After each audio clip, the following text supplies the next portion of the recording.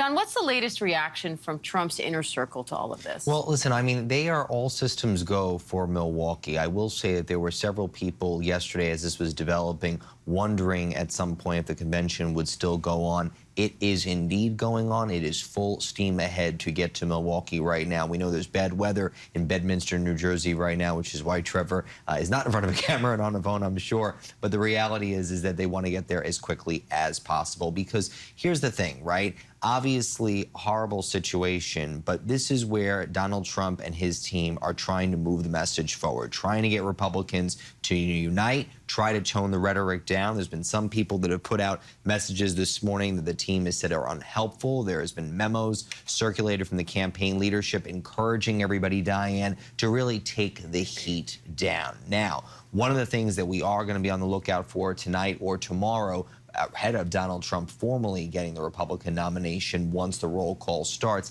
is a VP announcement from the former president. We are told it's down to a final 3. I am told from calls I have made in just the last couple of moments here that no formal offer has been extended just yet, but that is one thing we know the Trump team is very much looking forward to. All right. And Trevor, what do we know about the former president's travel plans at this point?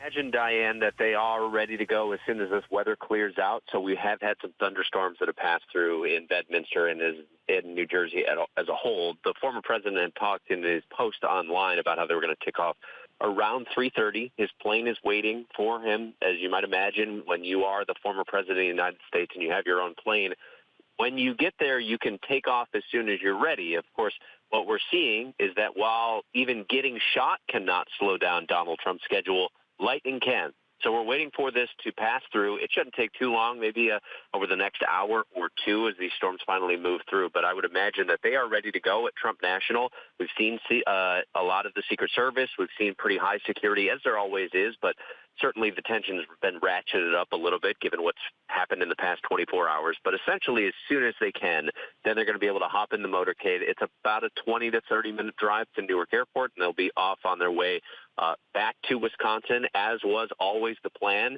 The former president had planned to stay in Bedminster overnight last night, which he did end up doing, even with that gunshot wound to his ear. He arrived a little bit after midnight. We saw an elevated response from the Secret Service at Newark before he was taken to Trump National. And now after about 16 hours here, not even a full day, it seems he is ready as soon as these storms pass to head back to the airport, then go to Wisconsin and continue with the convention.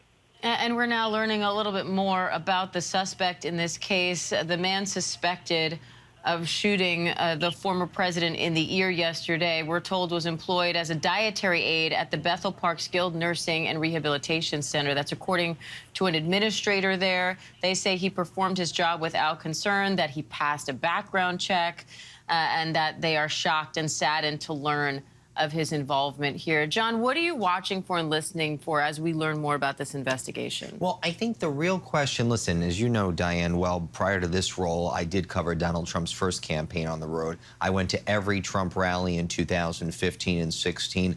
I would honestly believe something like this could never happen simply because of the security posture at these events. You know, we've heard our colleagues Pierre Thomas, Aaron Katersky, and Josh Margolin talk about this on ABC. It's almost like, for viewers at home, just to give it a little bit of first-person perspective, it's like going to the airport. Sometimes there's actually TSA agents doing the security checking, and you go through magnetometers, there are screenings, the perimeter's locked down, there are police and Secret Service and undercover officers all over the place. So I think the first question that's going to come out, and you heard President Biden earlier today, Diane, talk about the fact that he's calling for independent review, because even for him, as president of the United States, as the sitting president of the United States, this could have been him, right? These are events that politicians do out in the field. I mean, as one aide said to me, we're out in a barn. Who would think this would be the place it would happen? It's an open field. So to think about the security posture around events like this,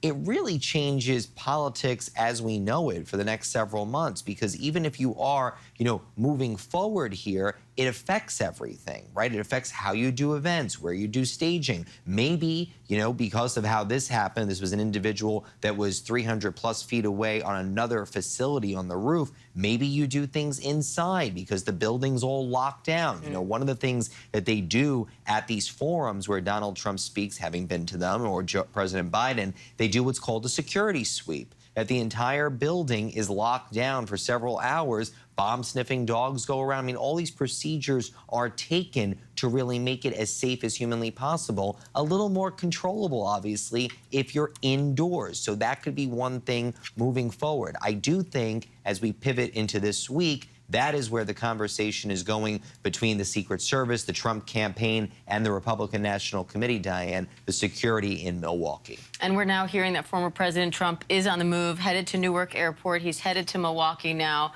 John, what do you expect to see from him once he gets there? So I'm told it's a possibility we could see him tonight. It seems less and less likely, frankly, between the weather and as time goes by. But, you know, nothing is scheduled for tonight. Let's be clear. And a lot of the pre-convention plans that were supposed to happen yesterday in Milwaukee and today have been canceled by the RNC, frankly, because they've been in meetings trying to, you know, deal with, again, Secret Service and other plans as they now have to change some things up. So I think it's possible, unlikely we see him today. My sense is that all the energy is going to go into tomorrow, because as the day begins, the big thing, if you will, there's two of them, frankly, two big things we have to look out for. One, the roll call, meaning when the states actually announce their support for former President Trump and he formally becomes the Republican nominee. That process will happen mid to late afternoon tomorrow in Milwaukee. The other thing that we are all waiting for, as we talked a little about earlier, is when the VP announcement will happen. We're told it'll be somewhere around then, but as one source said to me,